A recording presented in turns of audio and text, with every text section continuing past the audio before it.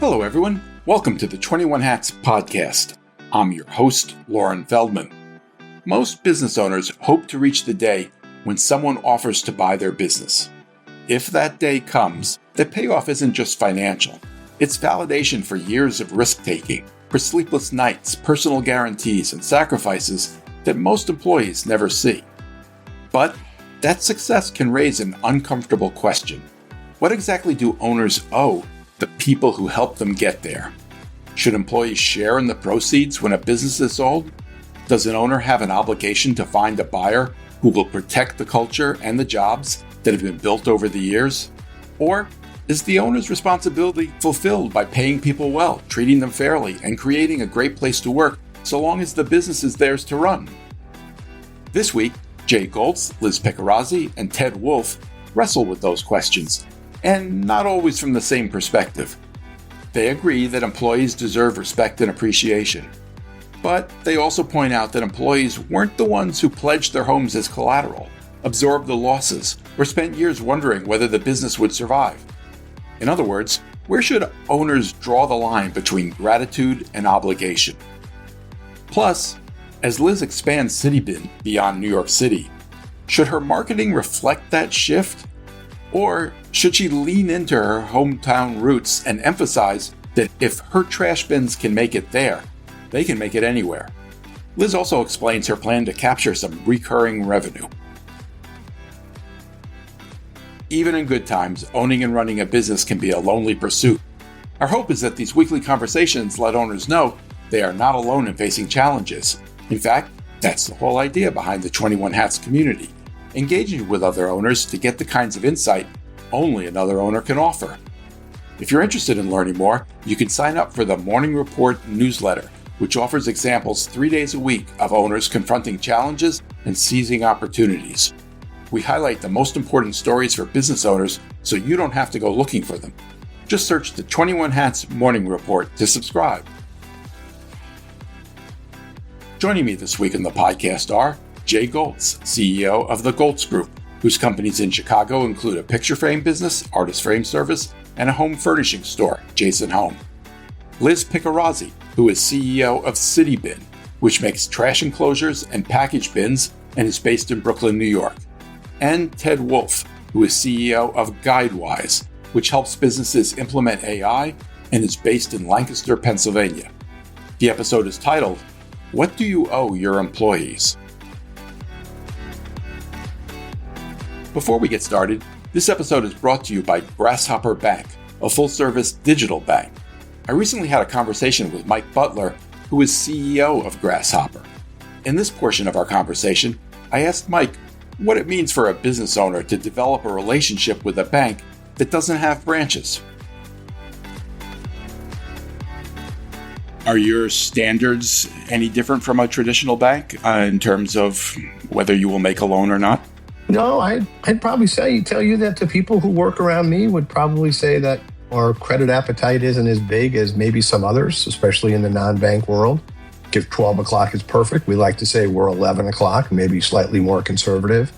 But I think the answer for us is that we're using a digital platform that can reduce the friction as it relates to the approval or the application and approval process. And so speed is kind of important here for us. Lending money is hard, and so we like to make sure that it's saying yes to everybody is not our idea of client service. Let's put it that way. One thing owners have traditionally been told to do is to try to develop a real relationship with their banker, especially if they're interested in borrowing money. Is that something that you do despite not having branches? Is there still a possibility to develop a personal relationship? Well, it's the definition of relationship, right? First and foremost, I tell you that we have a relationship with you as soon as we open an account and we get to know you, maybe not, with a direct human touch, but we get to know who you are. We understand who you are. We understand how you transact, and we understand the quality of your business from all the data that we would have. So that's great. And so you could use chat to talk to a customer service rep, or you could use just, I want to talk to somebody. That's one of your choices. Now, after you would open a new checking account with us, and you'll get a reach out from us that says, would you like to talk to somebody? And if you would, we're here to talk with you. You don't have to, But if you would, we're here to talk to you, help explain maybe the accounts to you a little bit better, help you get over some questions you might have. But that's your choice. So we offer you the choice. And I think today, the last piece of data I got is about 15% of the new clients who open accounts do ask for a conversation with somebody, and we have it with them. Then I would say we do have some kind of specialties that are dedicated towards startups, right? So because of the technology nature that we're involved in and work with fintechs, we're pretty close to the startup community, and we have dedicated more human capital to talk to the startups that might be going through fundraising activities there, where we can connect them even to other parts of our organization that work with venture capital firms. And we also, if you went to our website, have a marketplace in which we offer kind of non-banking products and services at some level of discount or priority into the client base, in which they can also get some solutions to their problems. So that all in is I think today's relationship versus, walking down to the corner and talking to Frank. People change, and so we've tried to put that relationship in the form of a digital solution package. And now, on to the episode. Welcome, Jay, Liz, and Ted. It's great to have all of you here.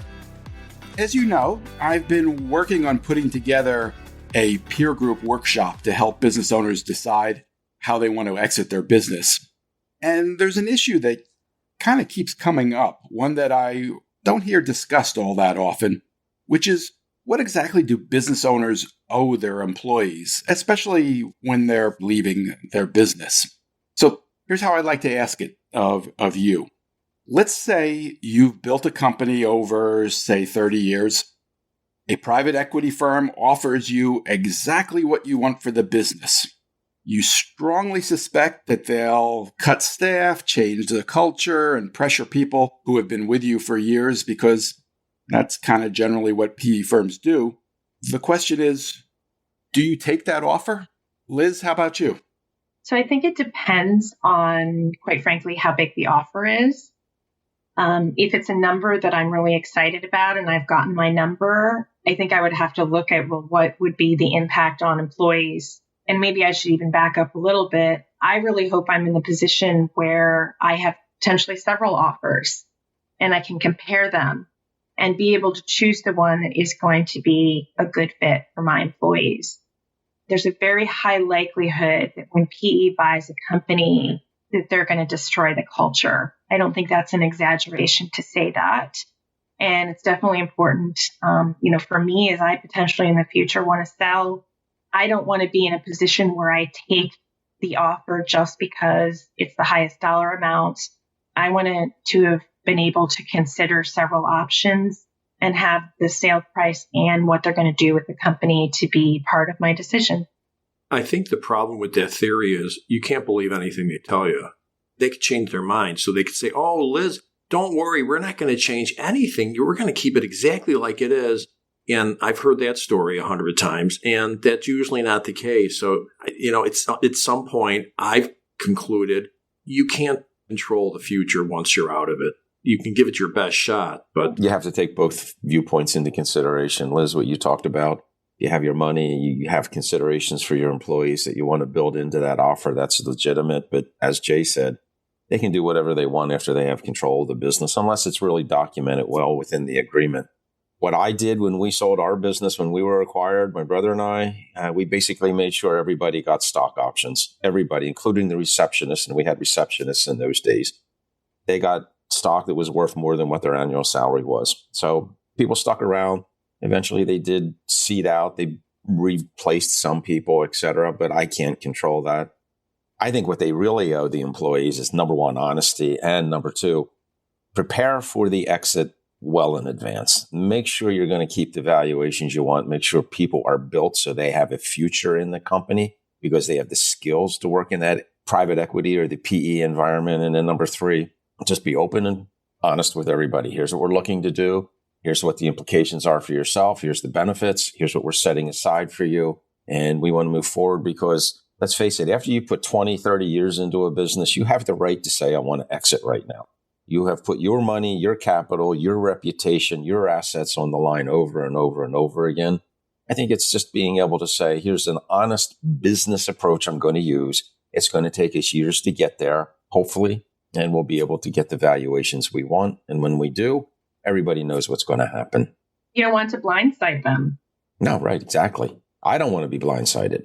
So, you build it accordingly. And, what's the best for all concerned you do, but you do have 20, 30 years of investment. You have the right to take the chips off the table if you want to. Just do it in an appropriate manner.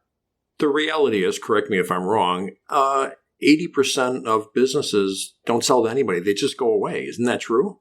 Yeah, and that's the other alternative. I just shut the doors. I have a fire sale. I can't give it away, in effect. And that's not where you want to be because, you put 20 years into a business, you've got a huge amount of money tied up in it. It's locked in that business. You got to unlock it so you can put it in your own personal account. And that takes planning to do. And that takes a business that's transferable, not people dependent, a number of other things. But you're right, Jay. 20, 30% success rate in being acquired today on average. Ted, when you sold your business, did you sell it to a PE firm? Yes, actually we did. And what happened to the business after you sold? How did they treat it? They held on to it. Some people stayed, some people didn't. They didn't like new management. They didn't like the way it was being done. But for the most part, the majority of people definitely stayed. They had good careers. They worked through, and it was a good acquisition because the culturals changed. But we helped prepare all that because we had a plan 3 years before we actually exited. What do we need to do? And we had an excellent investment banker who guided us through that entire process so we could build value in the people, in the business before we went to market. Did you make a deliberate effort to find a PE firm that would, in fact, preserve the culture and treat people well? Here's what happened. We found an investment banker who could coach us on doing that. They went out and they found the company. And it was interesting when we had a meeting with the PE firm, went to New York. They were right on Park or overlooking the park. Pretty impressive. And they said, we want to see if you're made out of the same cloth as we are. I'm quoting their exact words. And we went through the conversations. Here's what our philosophy is. Here's what we've done in the last 2 years. Here's why we're working with this investment banker. And they ended up coming back to us and saying, okay, you're built out of the same cloth. We're going to move ahead with this. So they knew the culture. We knew the culture. They did not in any way, shape, or form dictate to us what to do, how to do it. In fact, I led that whole acquisition and the merger and the eventual sale, governing and overseeing the sale when we were acquired. So it worked out very positively, but we were open and honest. We stuck to our principles. We told them what our core values were. We demonstrated how we use them to make the business better. And it all worked out because we were open and honest in how to plan. I would like to speak to the 97, 98% of people who are absolutely not going to be in that situation because their businesses just are not positioned to be able to do that. And one thing I would say is I have been fully committed for 48 years to each and every one of my employees and done everything I can to support them. And they've done everything they can to support me. But I recognize that I can't take this to my grave. And I am not going to put the pressure on myself that, oh my God, I got to make sure that every single I'm going to do the best I can with this. And I'm working on a plan, but I recognize that most business owners, you can only do what you can do. And you can try to do something that will leave your employees as best off as you can, but it's not something you can necessarily do. And I'm going to give it my best shot. But, so Jay, if you got that hypothetical offer from a PE firm that met or surpassed whatever number you have in mind, you'd take the offer? Okay, well, let's start with, I don't think that's going to happen, but there's clearly a number that if someone said, oh, we want to get into picture framing, which is laughable, but let's say they do, and you're the biggest place in the country, we want to start with you and use. Okay, is there a number where I'd have to go, oh my God, I got to take this? Sure, absolutely. I would give really nice bonuses to to people, and yeah, I don't think it's not going to happen, and if it did happen, am I sure that would all work out? No, I don't. But I would certainly. I have a friend who sold his business for a good amount of money, and he walked me through how he had one of his key people. He said to her, "All right, if I take this deal, how much money would you like to get out of it?" And she told him, "I'd like $500,000." And he goes, okay. And he gave her $500,000, which was great. They both agreed that was a good number and he could afford to do it. And I think everybody should do whatever they think they should do with their business. I fully believe, back to what Ted said, all the risk, all the money, all the endless hours, I think business owners have a perfect right to do whatever they want with their business. It isn't necessarily what I would agree with, but I've seen people sell their businesses for maybe a couple $100 million and really give very little, if anything, back to their employees. And I wouldn't do that. How do you think about that, Jay? I mean, the $500,000 sounds impressive, but you can't really evaluate it without knowing what the business was sold for. I know. It was about, let's say it was $20 million. So, it was certainly significant. Yeah. You said that if you got somebody met your number, you would try to bonus employees. Can you give us any idea how you would approach that decision? Is there a percentage you have in mind that would go to employees, or how would you think that through? It depends what the number is, but I certainly, I read a great book. It's called Enough, and it's about the guy that started Vanguard, and he tells a famous story about two writers that went to this hedge fund manager house, and they're talking about, oh my God, look at the pool and the helicopter pad. And the one guy says to the other, he goes, but I've got something that he'll never have. And what's that? Enough. I buy that. I think there's such a thing as enough money. So whatever that number is to someone, I think that once you get your number, I think you can afford to be generous with your employees. In my personal opinion, like I said, if somebody wants to give nothing, okay, that's their business. But it depends what the number is. And presumably that person who said that, Jay, or did that, Jay, would argue your employees have already been compensated. They had a job, they had a salary and benefits. Well, they could argue that for sure. Is that a legitimate argument? Yeah. To them, I think there's the key word. I don't think they owe them anything. Do I think it's the right thing to do? Do I think it's a good thing? Absolutely. Do I think they owe it to the employees? No, I don't. But that doesn't mean I wouldn't do it because I want to do it and I think it's the right thing to do. But there's a difference between owing it and doing what you think is the right thing. It's not the same thing. Does that make sense to you, Liz? It does, but the point that I'm not hearing in this is how do you sort of formalize what your commitment is to employees should there be a sale of the business? So what I'm hearing, Jay, you say is that you could sort of bonus them to to acknowledge them for their hard work in building. Sure. But I know there is more of a formal way to do this with like a STAR program, stock appreciation rights. I looked into this before I came on here because I remember that Kerry Smith, the founder of Big Ass Vans, who sold his business for $500 million 7 or 8 years ago, he had a STAR plan in place. And he ended up having a $50 million pool of money to distribute to employees. 100 employees got payouts. 15 of them became millionaires overnight. And, he really wanted them to get the upside. And he had the plan in place for a long time before he sold. So those employees who were helping to grow the business knew that if it were to be sold, that they would get something of it. I don't think they knew that they would become millionaires. But I would say that probably also helps build culture and commitment because you do know that all the crazy hours you're working, if there's a sale, you're going to get something from it.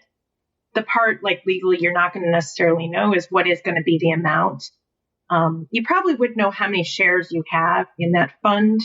But in looking into this, it was something that I thought was interesting because like right now I have a couple employees that I think if I were to sell, I would definitely want to bonus them. But then I think, well, if that's my intention, why wouldn't I just formalize it ahead of time so that they're incented to grow the company even more? No, that's a good point. If one can do that, fact of the matter is he got, what'd you say, $500 million he got? Yes. Yeah, he can afford to throw around 50. He could afford to throw around 200. I mean, that's a 1 out of a million, 1 out of a $5 million story. I mean, most people don't get $500 million for their company. So let's also look at it another way. I own a business, we'll say, and I get $500 million. Well, after I'm done paying taxes, that's a haircut. Then all of a sudden I have debt that I'm carrying in the business. I mean, if I'm an industrial business, I got an awful lot of CapEx and I got an awful lot of debt that I'm carrying. So I reduce that. It's not like someone says, hey, I got $500 million and I'm walking away with $500 million. So you got to take all that into consideration. But I do think you need to pre-plan. You need to think it through because you have to be able to develop in a specific way an organization to get purchased today to beat that 20, 30% number I mean, I made some people an awful lot of money in stock options that we gave them stock that would appreciate it significantly over time.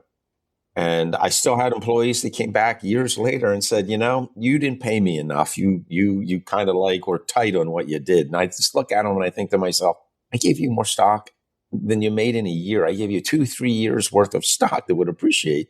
But there's always going to be those individuals that say, it's not enough. Jay, going back to what you said, it's not enough. You didn't give me enough for the effort and the contribution that I put in place. But I'm the one who had the house as collateral. I'm the one who had my assets on the line. I'm the one who stayed awake trying to make sure everything worked. I think I have the right to make the determination. I have a phrase, there's no team in losing money. Everybody wants to be part of the team when you're making money. But when you lose money, have you ever had an employee go, oh, Ted, I know you're not sleeping at night and things are really bad. We lost a lot of money. Can I put $20,000 in? I'd like to help out with the loss. Yeah. So, yeah. Jay, you've said that on this podcast many times, and I take your point, but is that realistic? I mean, is there any reason to think that that's something an employee should do? No, I'm being sarcastic, except my point is this idea that, oh, you didn't build the company. We built the company. I'm getting a little tired of certainly people. No one builds it themselves, no question. But the problem I have, one of the events that is out there said it's a myth that anyone is self-made. Oh, stop. Just stop. I mean, that doesn't mean you did it yourself. Certainly your employees play I think that's the point they're trying to make, don't you? Except they have to diminish they pretend like it's even and that everyone did it together. And the fact is, the owner is the one that signed the leases, that borrowed the money, that borrowed against their house. They deserve to be compensated for that.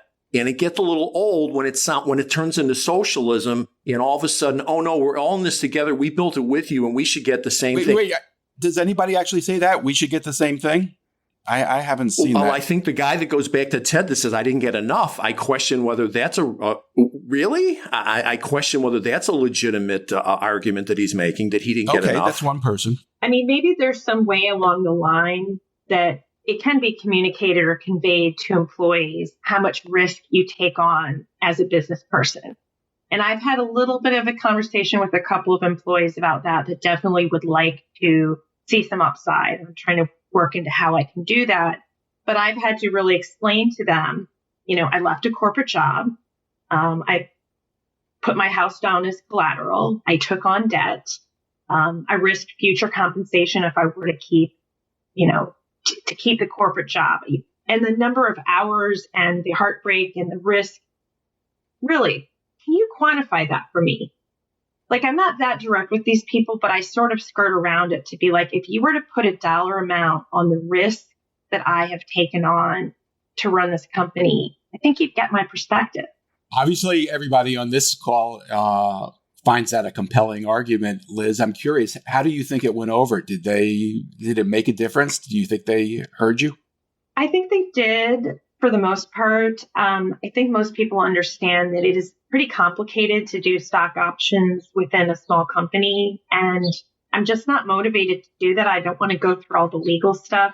Everyone has told me if I ever sell my business, it is so advantageous to remain 100% owner, which I am right now. So I don't want to dilute that for any reason. What I can say is that I know that if I sold the company, that I would compensate them. I would give them some sort of a huge bonus. But the question is, how would I formalize it? And it's probably not a good enough explanation to them. Oh, I'll take care of you when the time comes, which is basically what I've said. But, we'll see. I've never had one of those conversations with people. So Why is that, Jay? Did you feel that they didn't need to hear it, or did you think it would not go well? I have no reason to. It's just, no, I've never had an issue. I don't have people coming to me complaining I'm not making enough money. I think I give them wages that they're happy with. As a result, my turnover is very low. I've got lots of people here for 20, 30 years. I just don't have that problem. And it depends what kind of business you're in. I'm in a retail mostly business, and there are other people who maybe one of their key employees is responsible for bringing in. Businesses are very different. So what's right for me, I'm not at all suggesting is going to work for everyone. I think it all comes down to how business owners are going to take care of employees and how employees are going to actually say, I have an obligation to the owner of the business to come to work every day and be engaged, not watch my cell phone and listen to music and then get in, the betting and all that kind of stuff that everybody does. But I actually owe something to the owner, just like the owner owes me something. So there's going to be accountability on both sides. We got to make really good businesses, and we got to figure out how to help people become mentally and emotionally healthy and mature in what they're doing, which means they have obligations on their side that they have to fulfill too. This isn't a one-sided thing, and it's not one-sided in favor of business owners. It's not one-sided in favor of the employee, but we've got to come to terms to say, if I'm putting all my assets at risk, I want a return on that. But I do have to make sure I'm bringing along people also who are doing it, but in a reasonable fashion.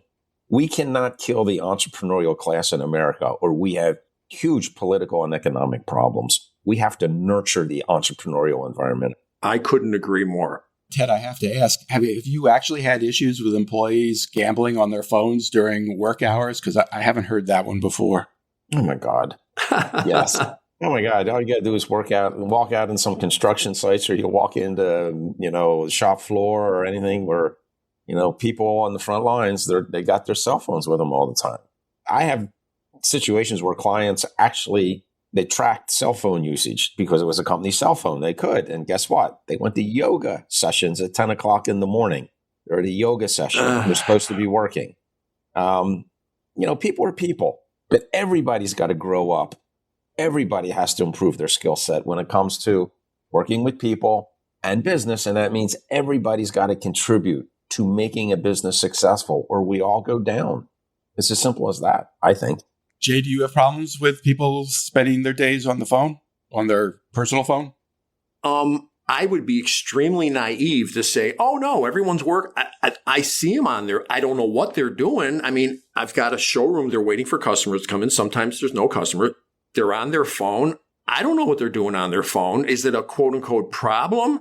No, because when the customer comes in, they take care of the customer. In my factory where we do the framing, they can't have their phones at the counter. They're in their locker. So I don't think I have a problem with that, but I most certainly can see in businesses, it's a huge problem now that didn't used to exist. Even Nordstrom's, who I have the utmost respect for, you used to walk into Nordstrom and immediately someone walks up, can I help you? Now they're looking at their phone. I mean, even in Nordstrom. Yeah. It's a problem. Okay, back to selling your business and what you owe your employees. Or not selling your business. Not selling your business. Right, just at the end of the road, do you owe your employees? What do you think of selling to key employees? For a lot of owners, that seems like an optimal solution. Would you take less money to be able to sell to key employees? Is that something that makes sense to you? Anybody? Makes sense to me. I think that'd be a great solution if you can pull that off. I think there's qualifications you've got to put on that, Jay. I think in listening to 21 Hats for years, myself, and listening to you went through a thing where you evaluated ESOPs and things like that. Yes. I think that there's ramifications that everybody has to think about in selling to employees. And I mean, I know one person who owns a business, $35 million manufacturing company, and they can't be acquired. I understand why they can't, but then they're saying, well, maybe we'll sell it to our employees. But they're looking around and saying, we didn't develop a manager's class or skill set here that we feel comfortable they'll manage the business when we're not here. And we don't know if we get our money out of it. No question. Lauren said, though, key employees. That was the key piece. I'm not the ESOP thing. I want nothing to do with it. I'm not talking about an ESOP. I'm talking about, do you have some key employees that have been groomed to be managers, that are already managers? They can take it over. And I helped a guy in the frame business do that, and it worked out great. Liz, could you imagine taking less money to sell to key employees? Definitely. And I would love it if it was a WESOP. What I've noticed, though, and also from listening to 21 Hats and going to a lot of events, Inc. 5000 and so forth, you're going to hear a lot of people who are very against it, a lot of people who are very for it, and a lot of the people talking about it have actually never done it themselves. You know, if I were to really consider that, I would want to talk to like 10 or 20 people who had done it and hear from them. Right now, most of the time I hear about it, it'll be at like an EO event or an Inc. 5000 here on 21 Hats, where you hear how an ESOP works, and it's by someone who works in the industry, not someone who's an actual business owner. So if and when I get to that point, those are the people I'm going to be talking about, are the people who have actually done it, rather than the people who've executed on it as like they're running ESOPs, they're creating ESOPs for people. Liz, you need to sign up for my 21 Hats Succession Solutions workshop, where we'll be talking to business owners who've actually done it. Okay. Sold. Well, I think there's a real interesting insight we can gain from this in the conversation, and that is, if you're running a business and you're looking and saying, well, I want to exit, and one option might be I sell it to my employees. If you say, no, I don't want to do it, that tells you, that's a reflection on what you've built in your business. It's not transferable. If you don't want to do it, why would somebody else want to buy it then at a premium? Well, unless they were going to be the ones to run it, to taking over your role. I agree, and I can see that, but I would personally never buy a business wanting to take a role. I would say, I want to make sure there's systems in place so I can work myself out of a job. I'm surrounding myself with the people who can run it. That's different. That's a different business to run, and I'm not chained to it. I'm directing the business now. It's not directing me. You said one word. You said if you want to exit, and my reality is everybody's going to have to exit. That's what I finally figured out. Like, I can plan all I want. I'm exiting. That's for sure. And that's the reality for all business owners. And I would say we should all be working to not leaving our spouse with a business that they don't know what the hell to do with. That wouldn't be a great finish for anybody. And I don't want to be that one. So I agree with you totally, Jay. And that comes back to planning. You got to plan the exit, and for the best of all concerned, that means spouse, generational wealth, if you want to think about that. But I mean, you got to plan this entire thing because you've only got a 20 to 30% chance of being successful. I'd like to ask each of you to finish this sentence for me. When I leave my business, I want to be able to look my employees in the eye and say, thank you. Thank you. Liz, you hit it. Thank you. And in a positive way, not thank you in a negative way, but thank you in a positive way. Thank you, not thank you, see ya. But truly, thank you, like heartfelt thank you. I would like to think that one way or the other, I can give them something. I just had a guy move to Florida. I've talked about it. He was with me since he was 17 years old. Now he's 61. And it was emotionally extremely difficult for both of us. And I never used to think about that. And it's weird when you run a business and you surround yourself with people that are with you the whole time. And it's not just a business transaction. And that doesn't mean that all of my 115 employees fall into that category, but there are certainly a bandwidth of some I don't know their name, frankly, and some I've been working with for 20, 30 years. I would like to think my last thing would be thank you, and here's something that, something. Yeah, I framed it a little differently. I just said, what do I want to say to myself when I look in the mirror? And that was, I took care of my employees, I mentored them, and I did everything that I could to help them have a better life. And I know that's pretty subjective, but I think I established enough of reason to say it was more than money that I gave them. I gave them a good lifestyle. I gave them good grounding for them to develop their own career. And like my children, hey, this is your life. You got to determine what it is. But I at least gave you a start on opportunities that you wouldn't have had. And if I could do that with my people, and we had hundreds of people, I felt real good about that. And I think that proved out over time. You said it better than I did. Absolutely. I feel very good that while I was here for the 48 years, or whatever it turns out to be, I have provided a nice, safe environment, supportive environment for them. And I feel very good about that. The line I have to draw to myself is I can't guarantee it till the day they retire, because that's where I have to say, okay, I did the best I could. But no, I 100% agree with you. I feel very good about that. Yeah, Jay, we can only expect the best that we can do, and nobody's perfect. But I think everybody who is really a good business owner or director has that same thing in mind. And, it's always the minority that gets the headlines in the business. It's not necessarily the people that really do take care of their people. And I found entrepreneurs, good, sincere business people, entrepreneurs, they do want to take care. They'll share things with other people. And I think I find more of that than I do those that get the headlines. It's certainly not 90% from my experience. If we want to say, okay, more than half feel that way, okay, I'm with you on that. But I don't think that 95% of entrepreneurs are caring, nurturing, supportive bosses from what I've seen. I've seen a lot of jerk bosses out there. There's plenty of them. Next topic. Liz, I gather you are shifting the focus of your marketing somewhat. Can you tell us about that? Sure. So, as you know, I've been very focused on the New York City market since, first building a city bin back in 2012 in my backyard. Started with working in just my immediate neighborhood, then within the borough of Brooklyn, then in all of New York City. Then we moved from not only residential, but also doing municipal with cities and parks. And so all of our marketing and communications and efforts really have been primarily focused on New York City. And that is reflected in our marketing really across the board, from our website to the trade shows we go to any of our social media. We've redone the site recently. And if I'm looking at some of the stories that we have to tell about customer success stories, those are also somewhat New York focused. So it hit me, I think I knew I needed to do it, but it really hit me recently when I looked at the new site and realized if I'm someone that's coming in from Ohio, I'm going to read all of this stuff about New York City and New York City parks and Times Square and New York City universities. I'm going to want to see that City Bin is nationwide, which is what we are. So we have the stories to tell, but we're so focused on New York that we sometimes neglect them because the orders aren't as big.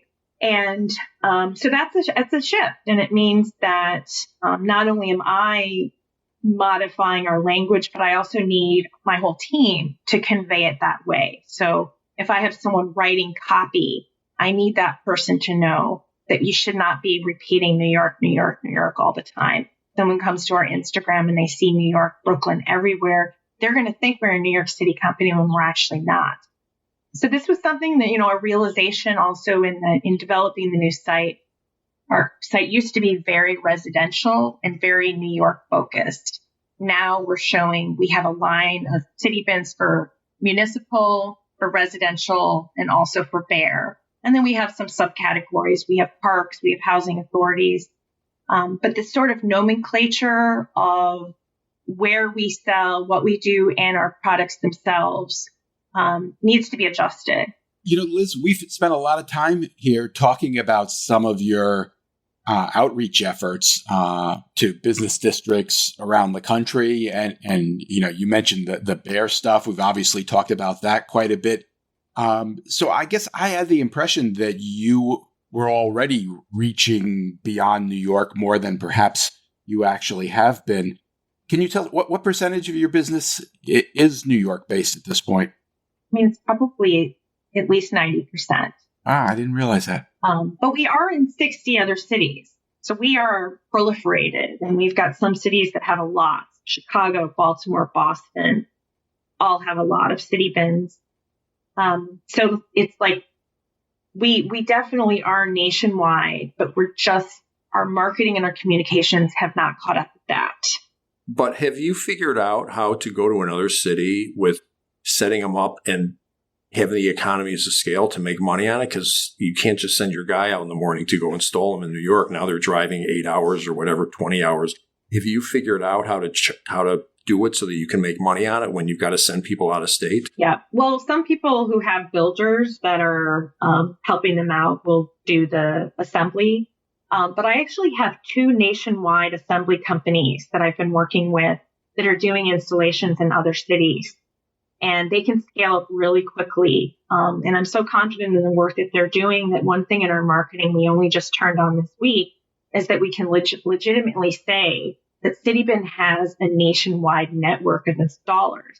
They don't need to be employees, but anyone that's going to be doing CityBin installations for us, they can easily get trained. We can either go there in person. Sometimes, like for instance, in Baltimore, we hired local people to help us with the installation so that when we rolled off, they took over. So there was a fire recently been in Baltimore. We didn't need to send someone from Brooklyn down to Baltimore. We have a local guy that handles it. So yeah, to answer your question, that service part of it, we have not only taken care of, but it's part of our value proposition. I just want to congratulate you because what I've heard and listened to you for years, as I said, on 21 Hats. And I've listened to the evolution of your business. And I think what you're demonstrating right now is just further growth of the brand. you've got your roots in New York, but you can go way beyond New York. You've got all the distribution, and you've got the facilities in place, the systems in place to be able to service an entire, I'll say, 48 continental United States. I think it's excellent. I think you're in the right direction because your brand now is going beyond that. And that's that next level of maturity. And I love to see that because that's just success for you and everybody in the organization then. Liz, was the change in your marketing approach primarily just making it less New York centric, or are you adopting a different tactic or strategy for your marketing? Yes. So, the main driver of this is the recognition that business improvement districts in New York City, and there's 78 of them now, they've all been required to containerize their trash.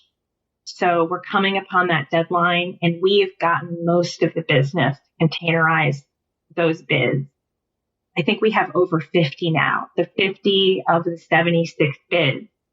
The city council money for that was for 2026. It's drying out, which means that we need to have other major cities that have that purchasing power and have that need, because that business, which has really been our catapult, it's New York City business improvement districts, and we started at Times Square 4+ years ago. We've grown this business to be incredibly successful. We have dominated the market share, but that is drying out. Similarly with parks in New York City. So there's another competitor that won a contract that is sort of making it more difficult for us to sell into parks. So there's another act there of, we've been incredibly successful in New York City parks. We can be successful in other cities. So we are working in parks in several other cities now, and sometimes they'll do a pilot with a couple of bins. It'll go well, and they'll expand it. And then the other factor I would say is that when you look at the residential product and the residential need, the need is primarily in New York City where people don't have garages, driveways, and alleys. So this question of where you put your trash cans, like I never thought about that growing up in Wisconsin. I never thought about it in any of the cities I lived in before I came to New York, where it's a real problem. Even the nicest homes usually don't have a garage or a driveway. So you're putting your trash right out front.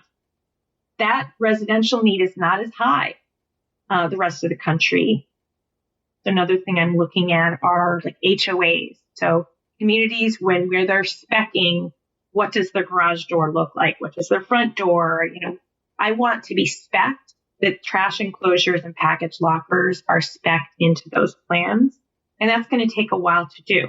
Like, I don't even really know how to work with the HOA market. We've done a little bit of it, but I know that is a huge opportunity for us. But the selling needs to be different because it's no longer about keeping rats out of your trash or keeping trash from being in front of your home. It's about having something nice that complements your house. And it's a different message. Do you think you're doing all the right trade shows? Because as you're talking, it seems to me there must be some trade shows that the buyers you're talking about are going to. We haven't, but we're going to. And with like HOAs or multifamily REITs, we have not done any of those shows.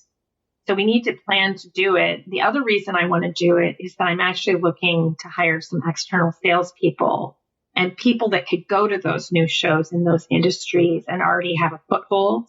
So I know, Jay, you and I traded some messages about talking about the external sales hiring. But I think that there is huge opportunity also with like landscape architects. Anything where an architect or designer is involved in speccing larger properties. So not really single family homes, although we do some of those sales. I'm going for the big purchases in larger communities. I don't know the answer to this, but in Chicago, they've got bus shelters. They're glass. They're very nice. I wonder, what's that company's story? Are they around the country? Do they have independent reps? I mean, there are probably people out there selling stuff to municipalities who represent several different lines of stuff, I would think. Well, we have a little experiment going on, and I shouldn't necessarily share this because it's a little bit of a business strategy, but I will anyways because I'm sort of excited about it, is that we got the list of a lot of trade shows that we either go to or we want to go to.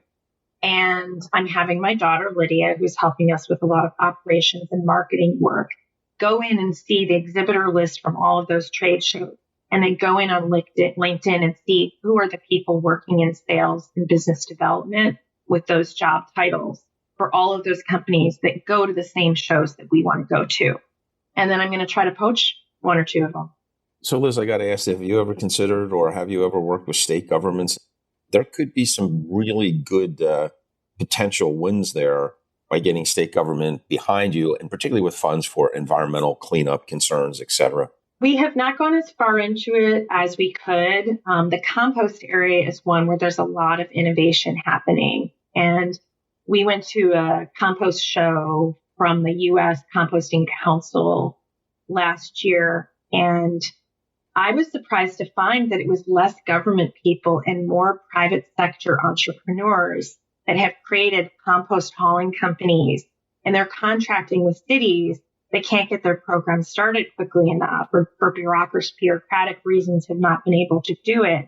And so we're selling to several of those private compost companies, and that's been really great because they then refer us to cities. So we have a company in Boston. We started working with them like 4 years ago. They've brought us into 6 or 7 cities because it's also in their interest when they're pitching their services to cities and other governments to say, we actually have a whole system set up. Liz, I was impressed by the numbers you gave involving the business districts in New York City. I think you said you've got something like 50 out of 78. That seems incredibly impressive and something that you would want to flag when you approach business districts around the country. It seems like the kind of thing where you might want to emphasize your experience in New York, kind of a, if you can make it there, you can make it anywhere argument. Have you thought about that? So I think that's a really good point, especially that it sort of steps back from what I said about not being as New York City centric. We do state that. It's actually, I think, on the homepage of our new website that we are in that many bids. And it is true that, like, the streets of New York City are very punishing. Like, my bins are not just on the sidewalk. They're in literal city streets with buses driving by and ambulances and people speeding in all manner. And yes, they've had a lot of collisions. There's been some fires and other things, but we've survived all of it. And part of the way we've survived it is that we're a modular system. So if something is, if a car hits a bin, as happened in Soho last week, we can just replace the part that got hit. And so it's not only that we're in the 50 of the 76, but we've encountered most of the things that can go wrong with trash enclosures and have a procedure to help and fix it. There probably isn't anybody else who can make that claim, is there? I don't think so. And the other part of our communications that have recently switched, and I'm really, really excited about, is that we say that particularly with cities and parks, when we sell you the bins, we don't just run off. We don't just get our money and run off. That we also have a servicing component where we will find a local person who will be your point of contact should anything come up. Some of my competitors, and one in particular, is known for selling and leaving and not being available for servicing. Like, that's actually part of what their reputation becomes. And so for me to be able to counter that and say, we're actually known for not leaving. We're known for having ongoing servicing for anything that comes up that's really easy to get. And reworking a lot of our marketing, that's an absolute truth. We have the proof points, we have testimonials, and sometimes people ask for things and we have them done, like they ask at 5 or 6 at night and it's done by the next morning. I think that is a great sales pitch to be able to say to them, listen, just so you know, things happen, and to tell them there will be some service issues and we will be there to help you with that is really a great sales pitch. Well, and that's also, potential revenue stream from service plans, which we're starting to set up right now for several New York City business improvement districts. And that's recurring revenue. So if we go and service their bins on a quarterly basis, we help with leveling, we tighten all the screws, we make sure that the hydraulic arms, everything is lubricated. The things that, like on a car, you would get tuned up if you needed. There's an understanding that a public fixture requires maintenance. And I've been a little bit hesitant to put something forward because I kind of don't want to feel like greedy, because for a lot of them to even purchase these bins, they only were able to do it because the city council funded it, but the city council did not fund any ongoing service of the bins. But what I'm also finding is that if you say that there's a plan available, they may say I can't afford it, but then they'll put it in their budget for the next year because they've heard you. And if a door falls off and they don't have a way of easily getting it repaired, then they're going to go to their board of directors and say, we really need to have a service plan in place for this, just like we do for any other public fixture, whether it be benches or bus stops or anything else.